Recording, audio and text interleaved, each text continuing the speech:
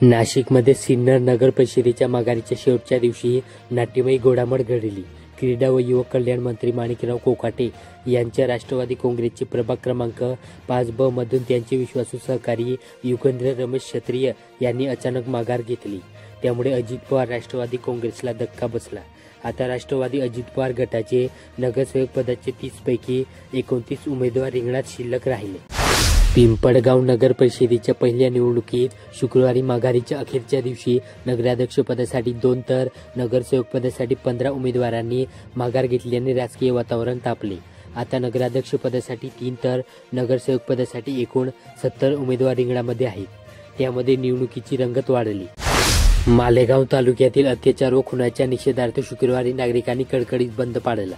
या घटनेच्या निषेधार्थ काढण्यात आलेल्या झोन आक्रोश मोर्चात हजारो मालेगावकरांनी स्वयंस्फूर्तीने सहभागी होत निषेधाचा आवाज बुलंद केला. फाशी द्या, फाशी द्या मागणीने नागरिकांच्या मनात असलेल्या रागाला वाचा फुटली. या मोर्चामध्ये तृतीयपंथीयांची संख्या मोठी होती. यावेळी मोर्चातर्फे अपर जिल्हाधिकारी देवदत्त केकाण यांना निवेदन देण्यात आले.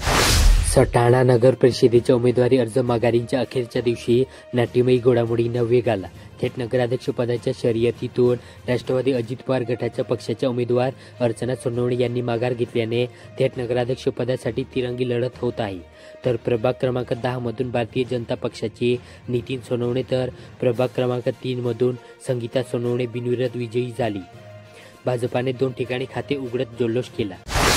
नांदगाव नगर परिषदेच्या पंचवार्षिक निवडणुकीत माघारीच्या दिवशी नगराध्यक्ष पदाचे उमेदवार संतोष गुप्ता, संजय सनाप, धीरज मोकड यांनी माघार घेतल्याने शिंदेसेनेचे सागर हिरे आणि राष्ट्रवादी अजित पवार गटाचे राजेश बनकर यांच्यात सरळ लढत होणार. दरम्यान नगरसेवक पदाच्या एकूण 12 उमेदवारांनी माघार घेतल्याने शिवसेनेचे एकूण 7 उमेदवार आतापर्यंत बिनविरोध झाले. नांदगाव नगर परिषद पहिल्यांदाच 7 जागा बिनविरोध झाल्या आहेत. मनमाड नगर परिषदेच्या सार्वत्रिक निवडणुकीसाठी अर्ज माघारी घेण्याच्या अखेरच्या दिवशी नाट्यपूर्ण घडामोडी घडली. भाजप नेते व नगराध्यक्ष पदासाठीचे दावेदार गणेश दात्रक यांनी उमेदवारी अर्ज मागे घेतला व शिंदेसेनेचे उमेदवार योगेश पाटील यांना समर्थक जाहीर केले. दात्रक यांच्याबरोबर अन्य 4 जणांनी देखील नगराध्यक्ष पदाच्या लढतीतून माघार घेतली. विविध प्रभागातून एकूण 28 जणांनी नगरसेवक पदाच्या लढतीतून बाहेर पडले. नांदगाव साकोरा मार्गावर गुरुवारी दिनांक 20 रोजी दुपारी दुचाकी घसरून झालेल्या अपघातात एक जण जागीच ठार झाला तर दुसरा गंभीर जखमी झाला. गेल्या काही महिन्यांपासून साकोरा ते उड्डाणपूल दरम्यान रस्ता काँक्रिटीकरणाचे काम सुरू आहे. त्यामुळे रस्त्यांचे धुळीचे साम्राज्य असून काही ठिकाणी खडी तर काही ठिकाणी चिखल अशी परिस्थिती असल्याने वाहन चालकांना चांगलीच कसरत करावी लागत आहे. मनमाड कृषी उत्पन्न बाजार समितीच्या शुक्रवारी दिनांक 21 रोजी झालेल्या महत्त्वपूर्ण बैठकीत माजी आमदार संजय पवार यांची सभापतीपदी बिनविरोध निवड करण्यात आली.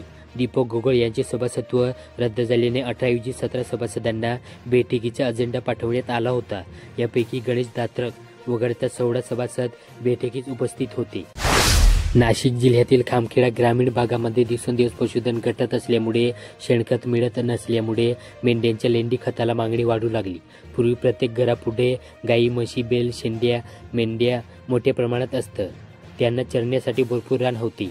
पाऊसही भरपूर पडत होता. त्यामुळे शेतीसाठी शेणखत भरपूर मिळत असे. काळानुसार बागायती शेतीचे प्रमाण वाढले व शेतीसाठी अत्याधुनिक यंत्रसामग्री उपलब्ध झाल्याने घरापुढील पशुधन कमी झाले. नाशिक जिल्ह्यातील देवगाम परिसरात पुन्हा एकदा बिबट्यांचा संचार वाढला असून शुक्रवारी पहाटे चांगदेव शिंदे यांच्या शेतात लावलेल्या पिंजऱ्यात पुन्हा एक बिबट्या जेरबंद झाला. पहाटे 5 वाजेच्या सुमारास डरकाळ्यांचा आवाज आल्याने शेतकऱ्यांनी घटनास्थळी धाव घेत शहानिशा केली व वन विभागाला माहिती दिली.